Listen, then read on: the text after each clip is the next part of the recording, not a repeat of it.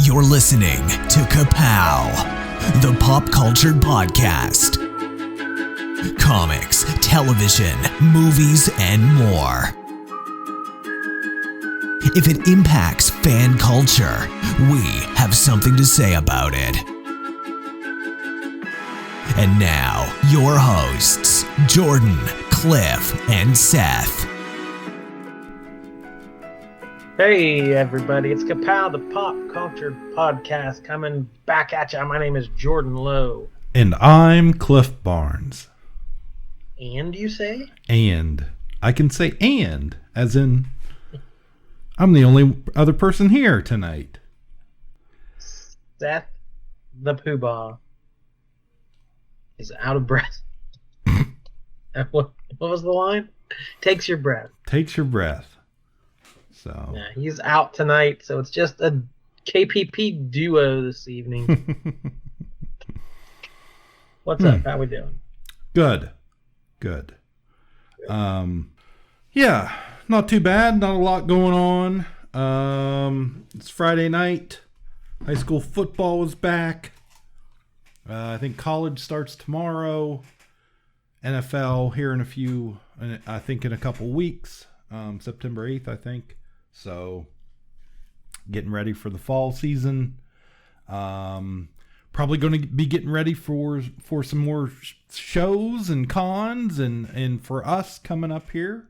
Going to start that off again this weekend. Got some plans. Going to head up over to, up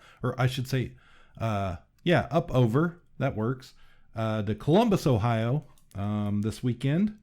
And go to a show we haven't been to before, the CTS Columbus CTS Promotions Columbus Toy and Game Show. So over at the fairgrounds, pretty excited to go. Haven't been there before, and I've heard good things. So looking forward to it. See what they got. KPP toy hunt. See what we find. Maybe nothing. Who knows? Speaking of a toy hunt, I went to our local flea market, Rinks, the legendary Rinky Dinks flea market. Hadn't been there in ages. I always like going. I always liked looking and seeing what they got up there, but just hadn't been out. And there was a show at the mall as well that same day. It was a collectible show, like sports cards. Yeah, it was cards. And I'm like, maybe I'll just get up on Sunday and I'll run out to Rinks. I'll run down, check the mall, just have a day of bargain hunting. I love that. That's a great Sunday for me. I do it all the time. It's great.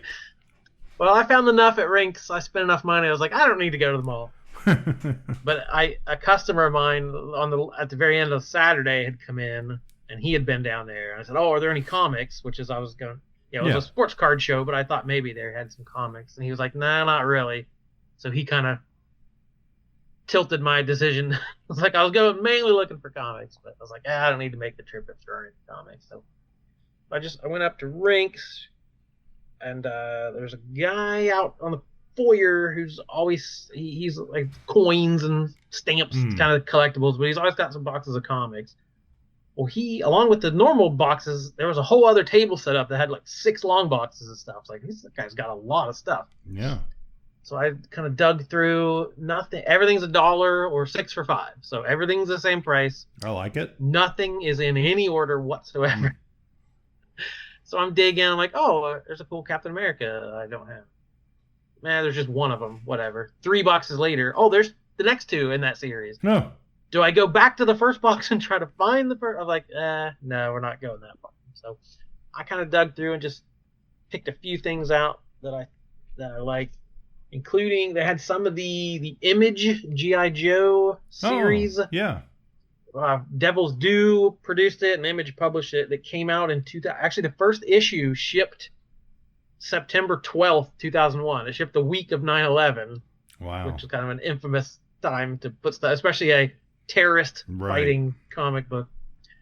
But that was the first comic published. Marvel ended in the 90s, and this was the first G.I. Joe comic since. So there was a long gap. So this one kind of picked up the story like it had been 10 years since the Joes had been, Cobra was defeated. We didn't need the Joes anymore, and some of them were out of shape, and some of them hadn't seen each other. So it was it wasn't an official continuation of the Marvel stuff, but it was basically picking up that continuity. And I think I bought the first 4 issues, like the first story arc when it came out back then. And I just didn't keep up with it. But I saw he had a bunch of them in there, so I grabbed issue 21. They did another silent issue. I know that. Yeah. I know that number. And it was drawn by Mike Zeck, who was one of our favorites. I'm like, Mike Zeck drew a silent issue. I'll just grab that one. So when I got home, I kind of looked it up, and that series was only 25 issues, and I had the first 4. Mm-hmm. So I wonder, maybe he has more of those. Yeah.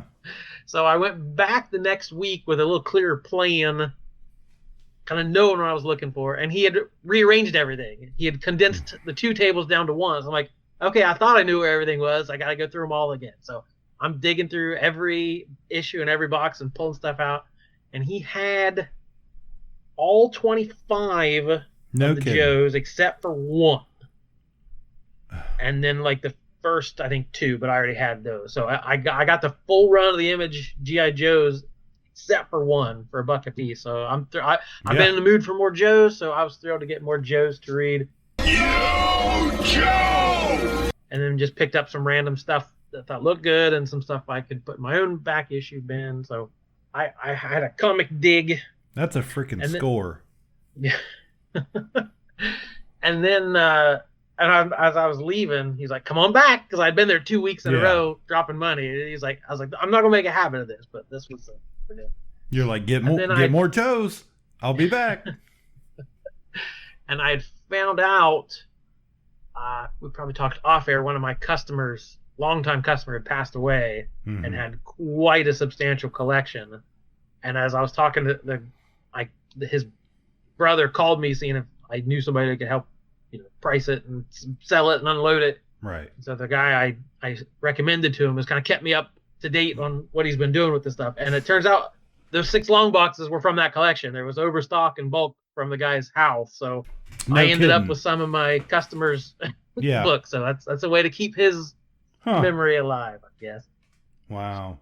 But the other thing, I'd walked through Rinks the first trip there, and I looked at there's a guy that has a lot of records, CDs and tapes and things. A lot of half the booths there have records, but this guy's an actual music guy and knows what he has. And I saw a record there, like, oh, that's cool. It's like, I don't really need it. And I left, and I thought about it the whole next week. I'm like, I'm going back and getting that. So I had to pick up the Archie's Jingle Jangle. That's freaking sweet. The album. And down here in the city, find it isn't easy to be smart. When trying to untangle the jingle from the jangle, it's easy if you listen with your heart. Singing la la la la la, sing me, la la la la la, sing the jingle jangle, la la la la la, sing me baby. I don't know what that is on the cover, but it looks like drugs. Yeah. Yeah, it looks like ecstasy or something. I don't know what it is. What's the date on that thing? Oh, it's 1969. Wow. Nice. The back of it is it's sunshine, love, the sparkle of young, spirited voicing, creating clean, pure fun with their music. Yeah, I bet. That's freaking hilarious. Is it from their like phenomenal success with Sugar Sugar has prompted the Archies to come out with a brand new happy dance tune. It's called Jingle Jangle. It's exuberant. God. It's jubilant. It's young and alive. This has been the year of the astronauts landing on the moon, the Mets, and the Archies. Wow. Not only are all 3 sensational, but each one holds a promise of more to come. That thing was straight up playing in the writer's room of Riverdale for like 7 seasons. So it has, the first song on is Jingle Jangle, which is awesome and super groovy. The last song on side 2 is Archie's Party, which I looked up. They did play on Riverdale. There's a scene. Yeah. Cheryl was giving out invitations to a party. It was like, Archie's gonna be there. Yeah, Jughead's I remember be that. there. They played the actual song on that. So. Wow. Baby's gonna be there, the rider will be there. Synergy. Yeah. That's pretty sweet. Man, you had a freaking score up at ranks. And a couple of G.I. Joe classifieds. Yeah. Toy shop you like to frequent. So Yeah. it was. I didn't need to go to the mall for sure. I had plenty to tide me over at the flea market. So where are you sitting at now with those? You got Duke, Scarlet. Duke, Scarlet, Stalker, Gung Ho, and Storm Shadow. Cool. Yeah. Has it become a little itch in your brain as you're sitting there? More so if I had a place to display them, like if I had them all set up and posed. Yeah. The ones I got at Rinks were just in Ziploc baggies. They'd already been open, so I played around with those a little bit, and I love the Storm Shadow. It's so cool. It comes with a bow and arrow, and the arrow is separate, so you can pose it with the arrow. You can put it in the quiver, or you can put it on the bow. And his hand has a little slot between two fingers, like he can hold the arrow with his fingers. That's amazing. So you can pose the bow in any direction. Like, toys never used to be like that. You were lucky to have one solid piece of plastic. Yeah. Just a hunk of something. So. Yeah, if there was a bow and arrow, it was a bow and an arrow because the arrow was connected. Yes. Every time. So. Yeah, just the posability. If you want an action pose or a static, however you want to do it, these will look cool doing them. So, as soon as I figure out some shelving, I'm going to rip the rest of these open, and then I'll maybe start getting a little more into. Oh man, it's awful with me. I mean, freaking, it's like a disease. I get into these Facebook collector groups, and then like it's popping up on my feed all the time. It's all I see, and I'm thinking about it all the time. And I should get this one, or I should get that, or do I want to start collecting this line or that line? It's plastic crack. So, well, that's cool.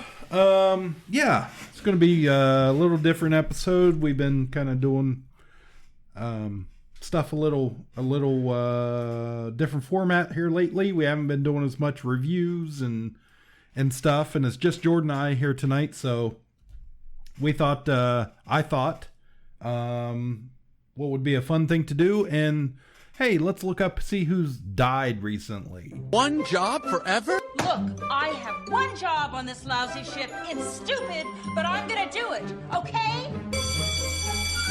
You tosses! You had one job to do! So, we had a bad habit of doing these only when someone died. And we wanted to talk about them and memorialize. So, tonight, I don't know how do we do this? We don't have it's an even number. We have to agree. This is going to be weird. But yeah, just recently, recent star of The Mandalorian. You may know him as Apollo Creed. Carl Weathers is no longer with us, but he was an athlete. He was a football player when he was younger, and he was able to transition into some TV and some movies. Always was, in great shape. Looked like an action star, and was, I think, a decent enough actor to do some comedy, to do drama, or what have you, or just a straight up action movie. So should have a few things to pick. Not usually the leading man, but was in some all-time classics, like in some great movies and TV shows. So. And it spanned several decades, his career. So all the way up until just now. He was Grief Karga on The Mandalorian, so wasn't in every episode, but he had action figures up till the day he died, that of the different characters, and was very relevant So yeah, let's go through some of that stuff. All right, I pulled up IMDb and it looks like he has 80 acting credits. Stretching back to 1973 Magnum Force. He was an uncredited demonstrator. It's his first role. I don't know if I've ever heard that credited as a demonstrator before. So that's 1975, one episode of Good Times, one episode of Kung Fu, one episode of SWAT, one episode of The $6 Million Man, one episode of Cannon, McCloud, Most Wanted. So lots of TV in the 70s, and then 1976, Rocky as Apollo Creed. Of course. That's a pretty big one. I get hold of every worthwhile contender, and they all say the same thing. 5 weeks just isn't enough time to get into shape. Oh, shape nothing, man. They're afraid. Hell, they know everybody in the world's gonna see this fight, and none of them got a prayer whipping me. So they're making excuses so they don't have to be the chump to get whipped in front of the whole civilized world. All I can say is I'm a good promoter. But I don't know what the hell else to do. I do. Without a ranked contender, what this fight is gonna need is a novelty. This is the land of opportunity, right? So Apollo Creed on January 1st gives a local underdog fighter an opportunity. A Snow White underdog, and I'm gonna put his face on this poster with me. And I'll tell you why. Because I'm sentimental. Apollo, I like it. It's very American. No, Juergens. It's very smart.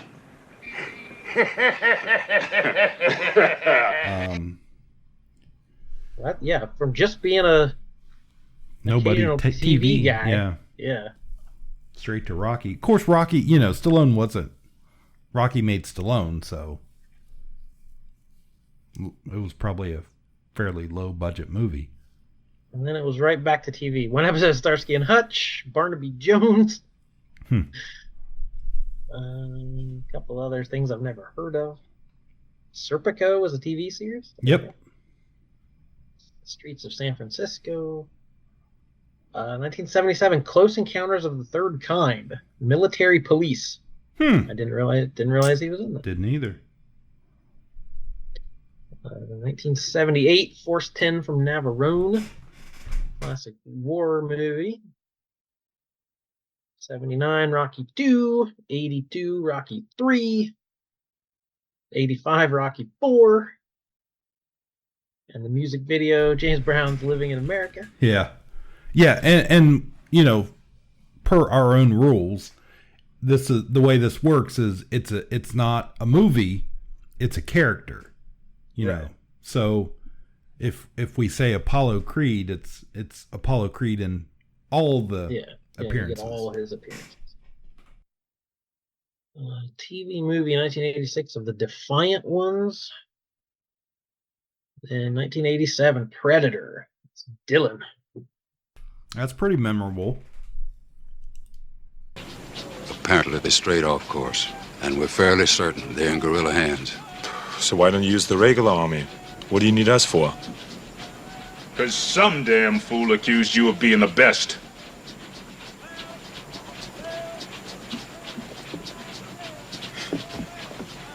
Dylan! You son of a bitch!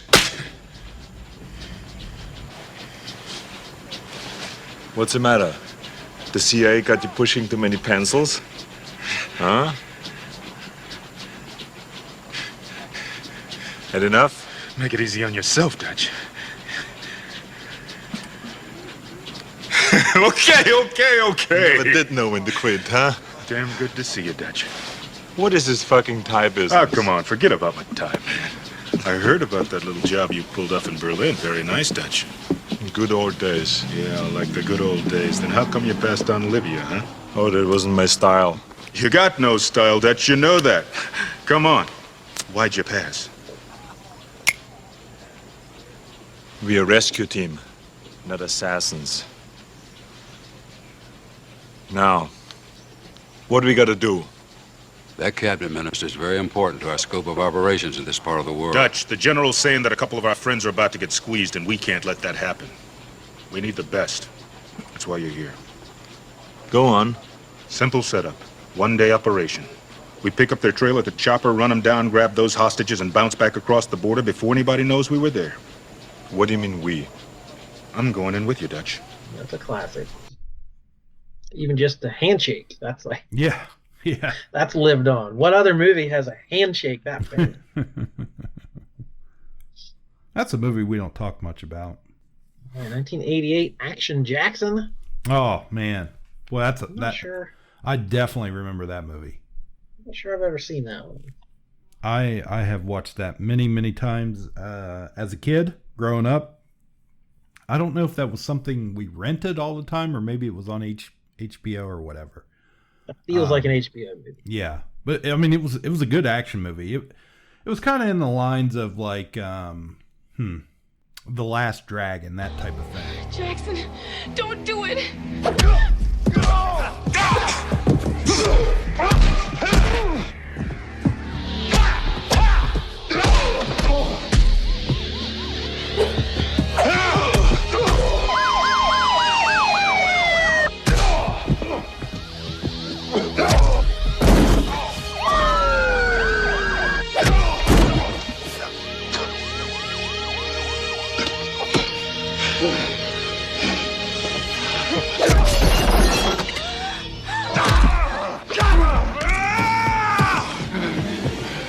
Now you pissed me off!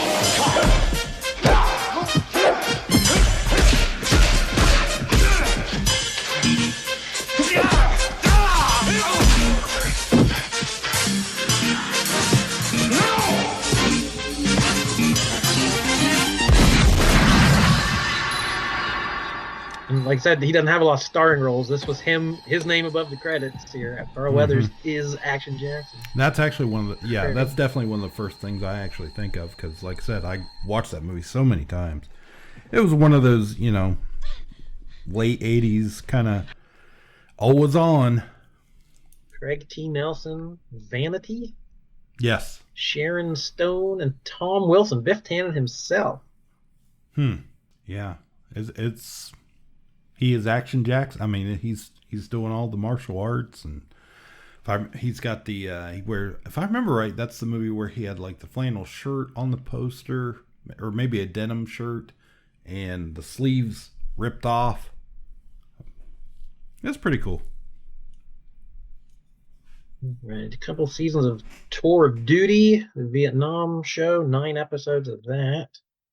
Man, that's a show that you don't hear much about anymore, but man, I remember it as being very popular.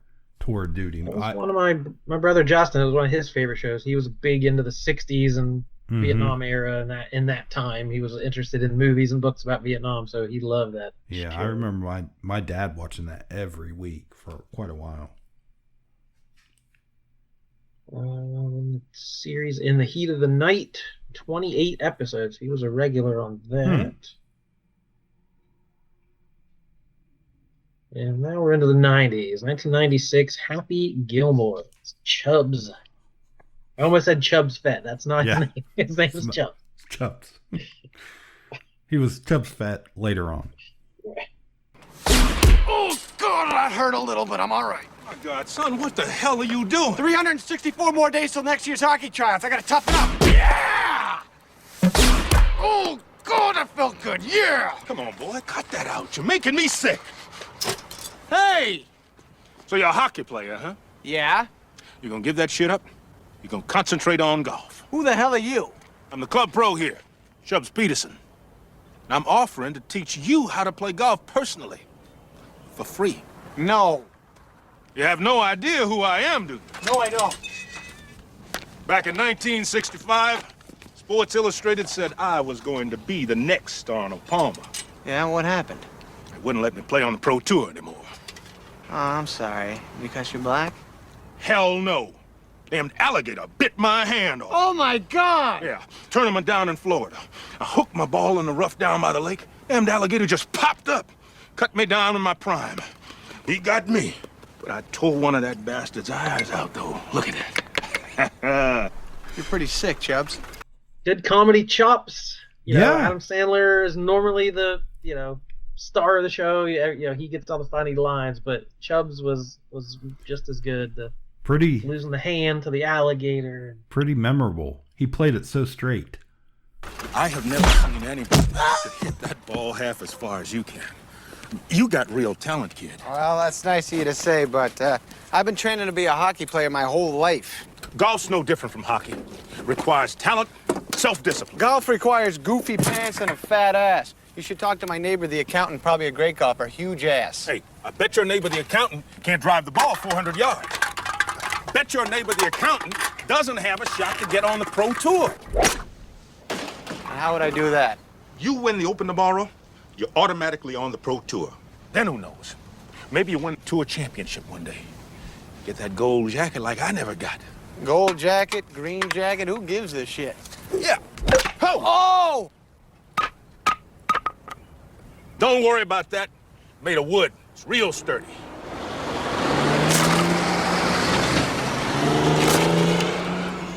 Oh, boy.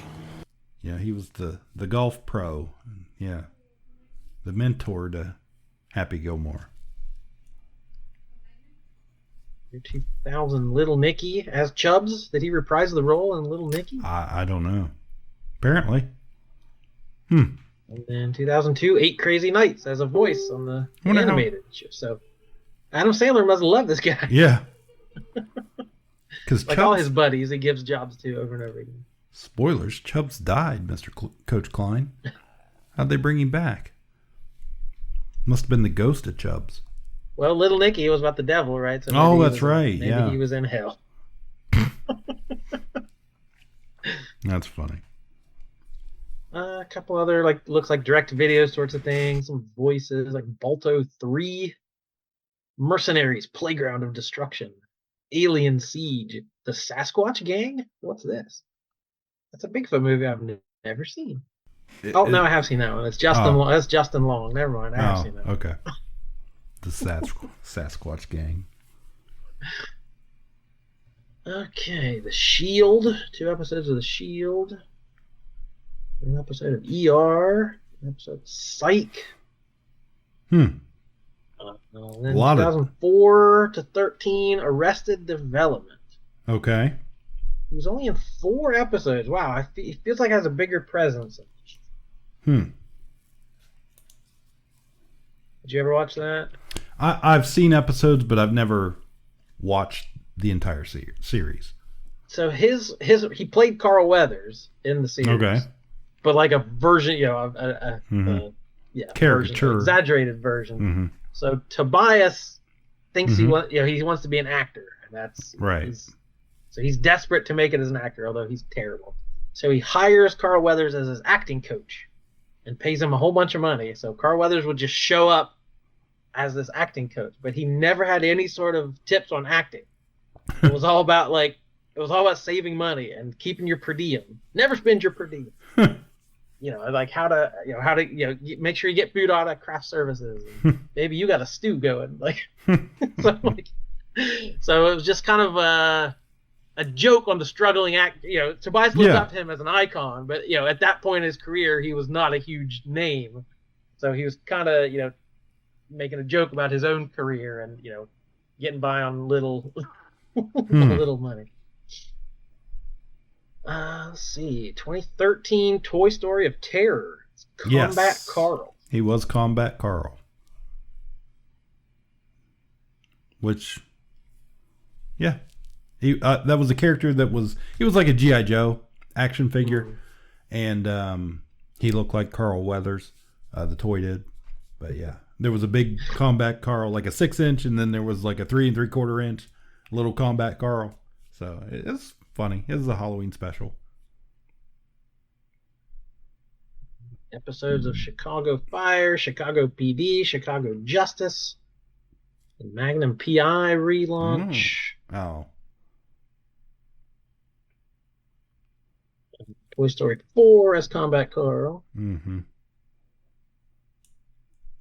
And a couple other video games, animation, and then we get to The Mandalorian. 9 episodes as Grief Karga. Was that at 9? The politician. Stand aside, droid. Don't you know who we are? Come on, Vane. Grief, Karga, my old friend. I knew you wouldn't insult us. Come, join us for a drink. Let's continue this conversation back in my office. This is a school. We drink here. That is a school now. I say it's still a bar. Now bring us a drink. Is there a problem here, Magistrate? Is there a problem here? What do you think? Not if you serve me a drink. Not in my school.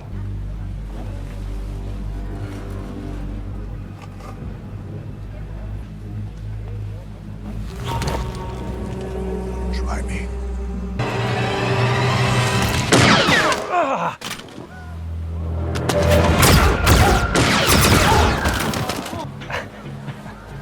Get out of here, Vane.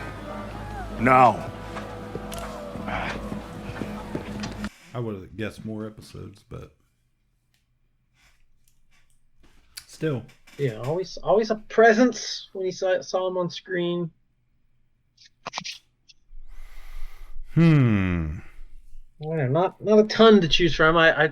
It's kind of easy to narrow down, I think. Yeah. Just a couple. Yeah, I mean, Apollo Creed is definitely pretty up there. That's an interesting character. You know, started out as not the bad guy, but, you know, the arrogant kind of, you know, you didn't want to like him, but then of course he gets in 2, he comes back and he's going to fight was it 2? No. Cuz he fights the Russian, right?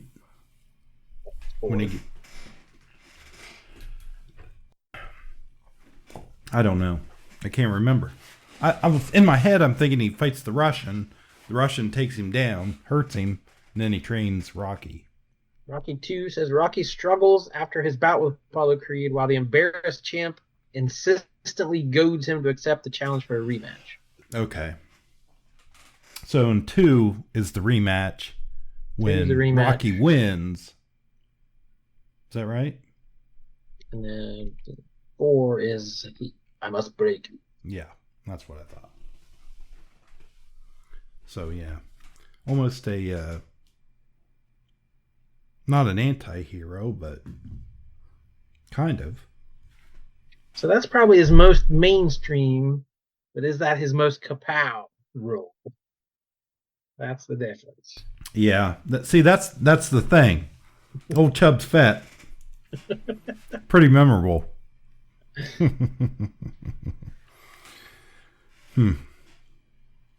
Don't cry for me, Happy. I got my hand back. I would lean Happy Gilmore. If you're leaning Happy Gilmore, I would lean that direction. I love Predator. There's been a lot of Predator movies, and you know, he wasn't. There's a lot of testosterone in that movie. He wasn't the only source of testosterone.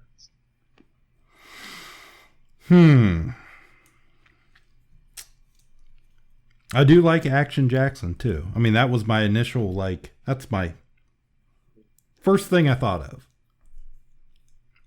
I think Apollo Creed is probably the normal winner, but Happy Gilmore's pretty good. I saw that movie in theaters multiple times. You know, I was probably middle schoolish age, perfect age. Bad Boys of Saturday Night Live. Thought Adam Sandler was a comedic god at that time, and that thing came out, and I thought, this is the funniest, most insane movie I've ever seen. Yeah, I could go with Chubb's Fat. I think that's the winner. It's all in the hips. It's all in the hip. I still say that quote. Grandma wants me to be just send it home. None of us we don't have the annals with us, but we can just go ahead and make a note put it in the annals of KPP history. But the one job on his too soon tombstone, Carl Weathers, we're going to put Chubbs, the golf pro, Happy Gilmore. Shut up, Happy. Don't feel bad about me. I got my hand back, see? We've only just begun to live.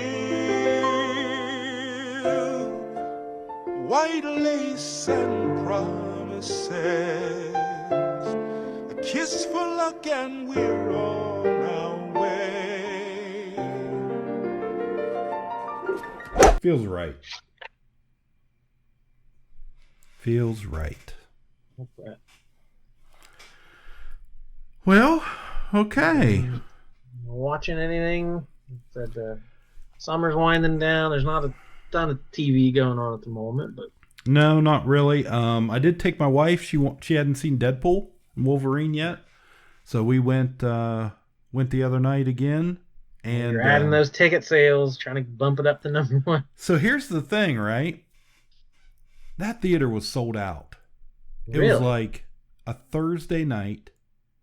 We're at the, I think, 7:00 showing.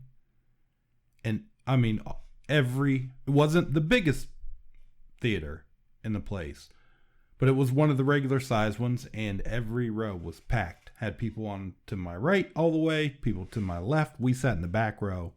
I don't think there was an empty seat. So, which is pretty wild considering that movie, I saw it a month ago or whatever. Right. So it's still packing people in. I thought it was just as good the second time. I still really liked it. Still laughed at the same jokes. Got to notice a little bit more detail, of course, on the second viewing. And Alicia, she liked it too. She had a good time with it. So there were enough throwbacks, jokes to the old Fox movies that she remembered, and she was not spoiled on it, so she had no idea that Channing Tatum was going to be in it as Gambit. Wow.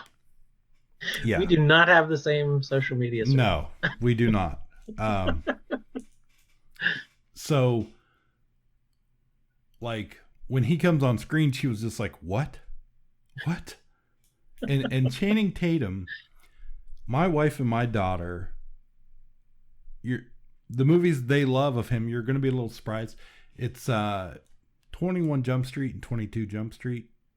They think are just the cat's meow of comedy. Like, we've seen them over and over They're and funny. over. They're good movies. And yeah, in fact, they had watched them, I think maybe 2 or 3 days before this. So it was fresh, and then she was like, oh my God. So yeah, she really enjoyed it. We had a good time. So we did go watch that second viewing, trying to bump it up to number one. But our summer movie wager is coming down to the wire, so we still don't know who's going to win that. It's a tight race of our summer predictions. Yeah, of the top not me. 10, so. I'm not going to win. I get some bragging rights in there, but I'm not going to win. So yeah, we saw that. I did binge The Umbrella Academy season 4 this week. Watched it in a couple nights, not a lot of episodes. I'm not sure that any of the story makes any sense. It is definitely my least favorite season. So I didn't really. I haven't heard too many good reviews from it. People seem to be kind of disappointed. Yeah, I don't think Gerard Warren was involved, or Gerard Warren. Way. Sorry, I knew Warren sounded funny. Gerard Way was involved with this season. I did see him credited, but I don't think he was a producer or anything with it this year. And it showed. It just did not fit in with the first. I think the seasons got worse as they went, or as they progressed. But yeah, it just was not good for me. I didn't like the ending. It felt Season 3 was kind of a struggle for me to finish. So I didn't really feel like, oh, I got to jump in and finish this up. This also feels like it's been 10 years ago. I'm sure it hasn't been, but it feels like a long time ago. It feels like it. They tried to do a time jump to kind of explain, I think, why like 5 looks so much older than, from previous seasons. But overall, yeah, it didn't do much for me. I didn't care for it a whole lot. It like changed some of their powers, and it was just weird. I'm not sure the story had much to do with any of the other 3 seasons, but yeah, I just thought it rushed it. I thought it pushed a story nobody wanted just to have an ending. So it was kind of like, hey, everybody's under contract. We have to finish this out. It's probably going to make money no matter what we shove out there. People are going to watch it on Netflix. So Carly has I guess that's better than not having an ending, like so many shows just get canceled. I guess. Yeah, Acolyte. Or we're not allowed to talk anymore. We had the final word about that. Yeah. So, it was funny. I started watching it, and I was like, hey, Carly, I'm going to, because she hadn't seen it. She loves the Umbrella Academy. And she did not have the reaction I expected.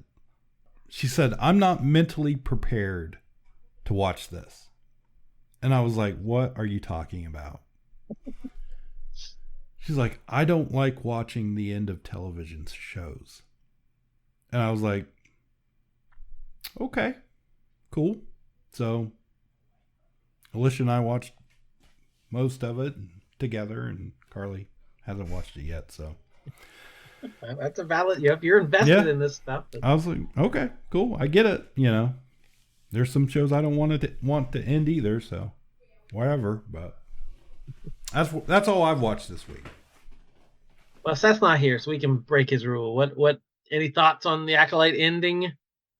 I saw some numbers. They're saying it had some of the least numbers of any Star Wars viewing numbers and viewing hours and viewing minutes and however they gauge streaming stuff. So I had seen that, but it wasn't just critical failure. It was like people just weren't watching it. So I'm sure that goes hand in hand with bad reviews and bad word of mouth. But I saw that, but I'd also seen that like the week it was canceled, it was the #1 streaming show on Disney Plus. I don't know how that shakes out viewership wise, what the numbers were. It also cost as much as anything on Disney Plus. Right. Right. Yeah. I was surprised. I didn't think it would be a one and done, but because Star Wars are never one and done. Marvel's are hardly ever a one and done unless they're planned out that way. But even when they're planned out that way, a lot of time, there's such a demand for it that they do another season or whatever. I have seen critics complain, and I guess I agree, of like, even if you're planning for more, or you're planning to have a cliffhanger, like at least wrap up the story. Like, in this climate, today's world, you don't know if you're ever going to get more episodes. So to leave anything open-ended, some sort of ending, yeah.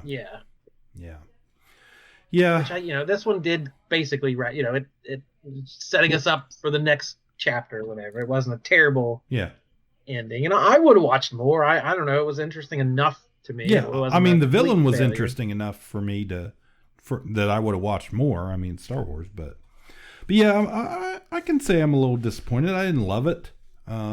Didn't like a lot, a whole lot about it, but I felt like it could have done more, in more seasons. We could have got a different story. Maybe it would have been better, but maybe not. This was our first dip into the High Republic era, so I don't know if that means people don't like High Republic. Will they not do another? I guarantee that era. Yeah, I guarantee that's what'll happen. They won't do any more. They'll be like, nope, we're done with this. It got criticism. Fans didn't like it. We're done.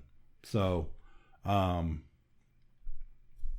don't know. I don't know what the next big Star Wars thing will be. I mean, they're doing the Mandalorian movie. I'm sure that will be a huge hit, but I would expect that to kind of be the end of the Mandalorian. Maybe not. Maybe they'll just spin it into movies, but other than that, I mean, they've got another Rey movie coming out this way. I don't know that that'll be popular or not. I think they're going to have to do something different with that character.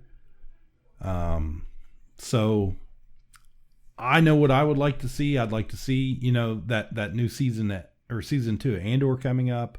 I fully expect it to be great. I think if they ever do the Patty Jenkins, Rogue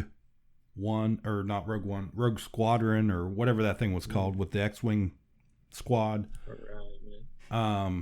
that could be good. I like the Rebels stuff.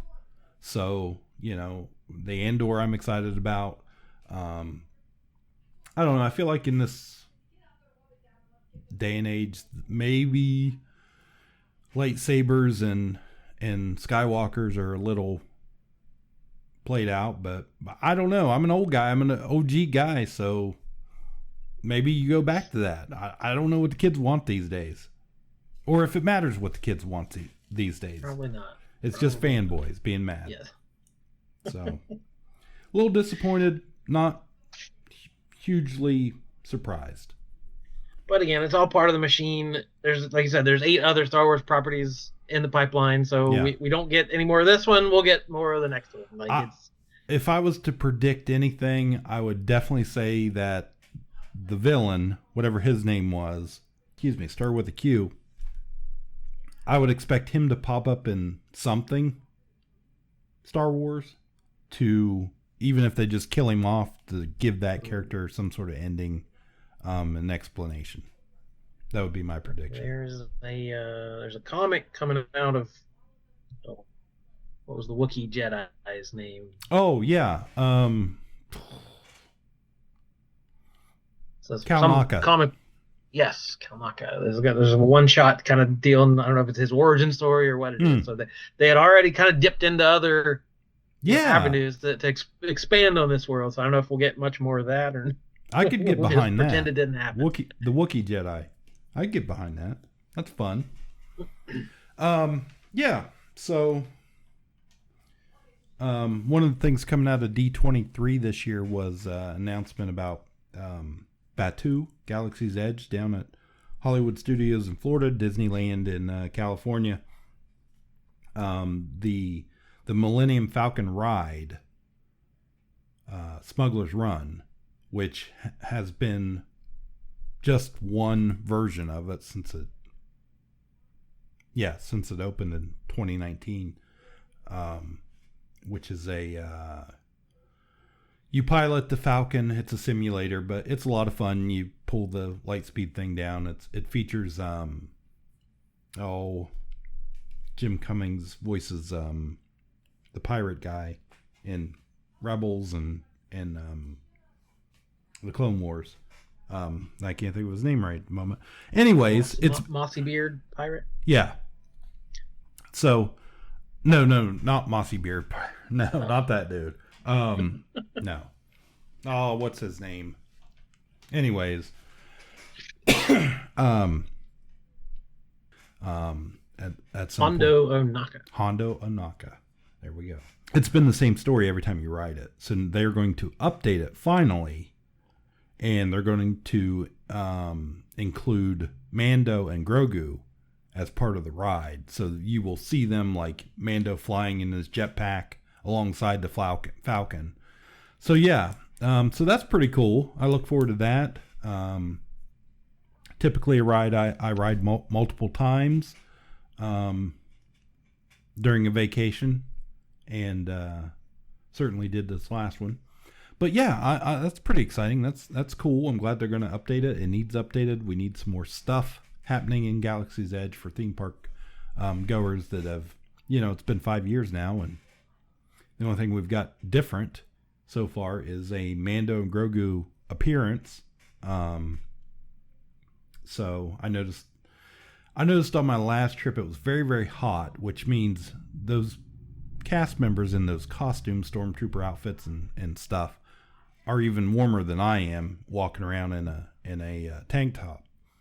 So, but I did notice we didn't see nearly as many people, characters walking around and interacting with people like they normally do this trip. And I think that was due to the heat, I hope, and not cutbacks. But yeah, they have added the Mandalorian and Grogu to that area. They have a little area they sometimes sporadically appear at, which is pretty cool character walk around.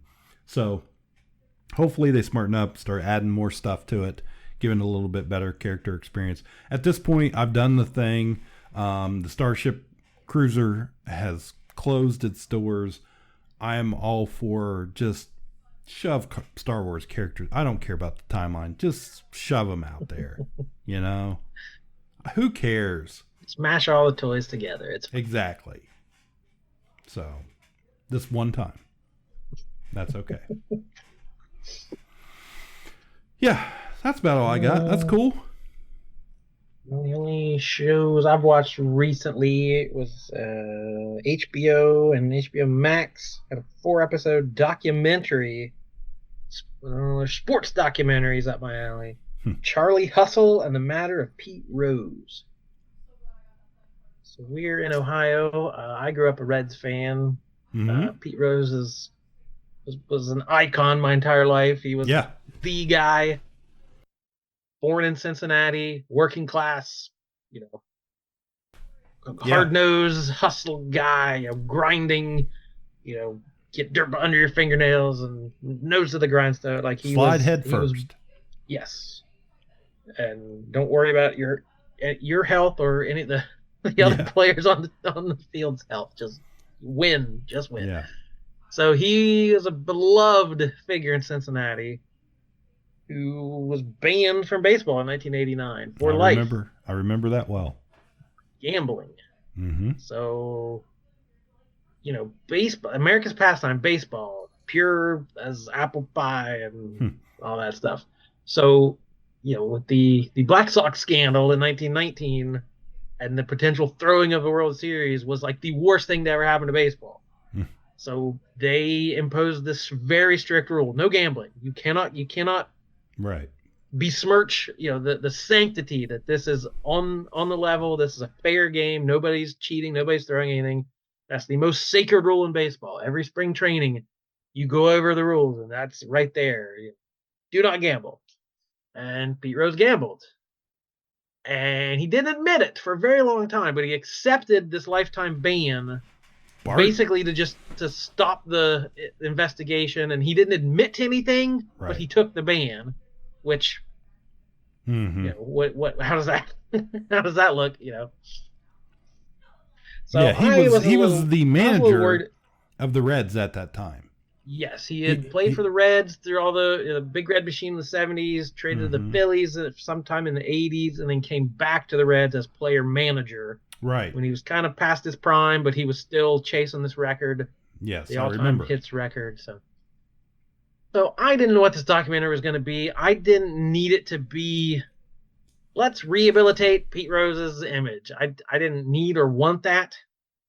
And I'm not sure what the documentary was even trying to do. I think that's what Pete Rose was trying to do. Yes. Because he was like, I'll get on screen and I'll be able to tell my story and people will remember me. He did not come off that way. No. And the documentary, I don't feel like it picked a side. Like it didn't say Pete Rose is a terrible person. It did kind of celebrate him and all his achievements, but it also didn't really feel like it was on his side. So I feel like the documentary at least tried to be down the middle and let you decide. Here's Pete Rose in his own words. You make up your mind. Yeah. And if he opens his mouth for more than 30 seconds, he's not gonna come off great. So I am in that small minority. Most Reds fans still love the guy. Will bend over backwards for him, demand he be in the Hall of Fame. I'm in the minority where I don't like him that much and never really have. I appreciate what he did on the field. Just as a human being, he leaves a lot to be desired. So yeah, there were multiple times in this documentary where I'm like, yep, you're digging your own grave, Pete. Yeah. You're not coming across like you think you are. So Right. just allegations of stuff from underage girls in the 70s. Beyond all the betting, he was hanging out with these drug dealers, these steroid guys, gym rats, who were like dealing steroids and cocaine and moving money for the mob, and nothing was ever proven, and nobody, like, some of his friends went to jail, but it had nothing to do with Pete. We were just living in his guest house, like, eh. So he always kind of got away, except for the tax evasion thing, where he went to jail for a short period of time. So he just was hanging around unsavory characters and just making bad choices. Even if he wasn't guilty of crimes, it was just bad choice after bad choice. And even little things like when he admitted that he gambled, he did it in a book. Yeah. To make and so money. the book came out as, yes, a money-making operation, but the book came out, and I don't know if he had anything to do with this or it was agents or whatever. It came out Hall of Fame weekend. When people were being inducted into the Hall of Fame, he drops this book, and that's the only story. Pete Rose. So the guys going into the Hall of Fame, the capstone of their careers, were completely overshadowed. And baseball's such a tight-knit community. Like, you don't do that. You don't announce, like, oh, the Yankees are hiring a new manager. You don't do it on Hall of Fame weekend. Like, you let those guys have their moment.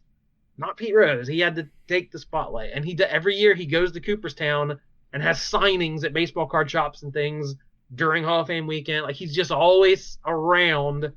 He sponsors all this stuff in casinos. He spends half his life in a casino doing autographs and appearances and speaking things, and he wants forgiveness and he wants a second chance, but he just doesn't. He's not really earning it. He just keeps doing the same things and making the same mistakes over and over. Didn't we see him at a show? He was at GalaxyCon. He was at GalaxyCon. That's what I thought. Because I remember I was like, table oh my at gosh. GalaxyCon signing stuff. Yeah. Yeah, that's right. Which again, he's not in baseball. He needs to make money, and that's right. He sells his name, and like he has, like they were showing, he signs baseballs Pete Rose, or you can get it signed Hit King Pete Rose for a little extra, or he will sign Sorry I Bet on Baseball Pete Rose for an extra fee. So it's just, I don't know, just icky. Yeah. Yeah, it's funny. I still remember that name, Bart Giamatti. He was the commissioner of baseball from when I was a kid. And, my memory of that, because I sure as hell knew who Pete Rose was. He was manager of the Reds and played and for forever. And I remember when that went down, and I'm a little kid, and listening to the adults around me, I just assumed they were right, and well, this is ridiculous, and even if he did, who cares if he bet on what's the big deal? I remember that. He always bet on his team to win. That's the argument. He never bet on him to lose because he was a winner. He wanted him to win. Yeah. Yeah, but did he bet on the days he knew his pitcher had a sore elbow? Like, there's you can bet to win, but there's still some iffy results there. Yeah.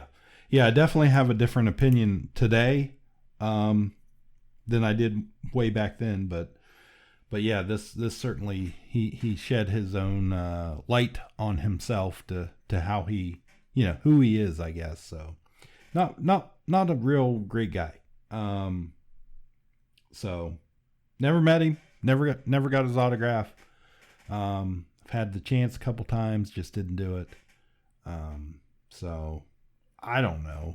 It was something. I definitely don't think it was what people thought it was going to be. It wasn't for me. I thought for sure it was going to go one way or the other, and it was pretty down the middle. It was a good documentary. It was a good series. I enjoyed it, especially some of the history stuff there. It was kind of neat. Even some of the stories he told about when he came up and who he came up with and who was on the team and how he worked his way on the team. That's the cool Pete Rose stuff. But yeah, definitely he definitely made some bad decisions. So don't be like Pete Rose. Well, that's about all I got. That's all I got. I'm good. All right then. On that note, This episode is sponsored by. What's all this? Everything in baseball is sponsored by gambling. Yes. DraftKings and sports books. And, yeah. Yes. So I don't think Pete Rose is going to be the last because, there's so much, these prop bets and stuff where like you can make money on does a guy walk in the 8th inning or whatever. Like it's not just winning or losing the game now. So there's such an incentive. It all feels very dangerous to me. I don't know how much I like the gambling.